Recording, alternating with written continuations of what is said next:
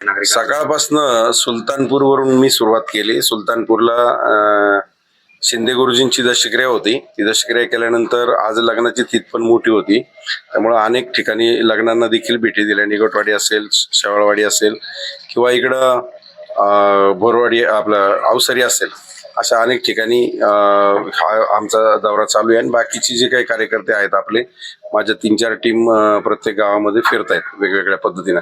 अशा पद्धतीनं जोरदार प्रचार चालू आहे.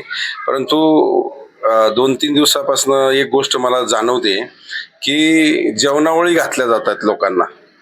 आता अक्षरशः लोकांना कार्यक्रम रोजचेच संपत नाही, दशक्रियाचे, लग्नाचे. लोक जेवणाला कंटाळलेली आहेत, परंतु तरी सुद्धा लोकांना बळजबरीनं जेवायला बोलवायचं, जेवायला घालायचं. अरे, लोकांची अपेक्षा नाही जेवणाची. लोकांना भरपूर पोटापुरतं दिलेलं आहे, त्यांना अपेक्षा नाही.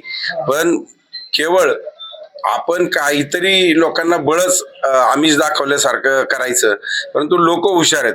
लोक आता तुम्ही किती जेवणावळी घातल्या तरी सुद्धा लोक तुमच्या जेवणावळीला बोलणार नाही, कारण लोकांना रोज कार्यक्रम, रोज जेवण भेटतात, त्याच्यामुळे तो काही प्रश्न येत नाही.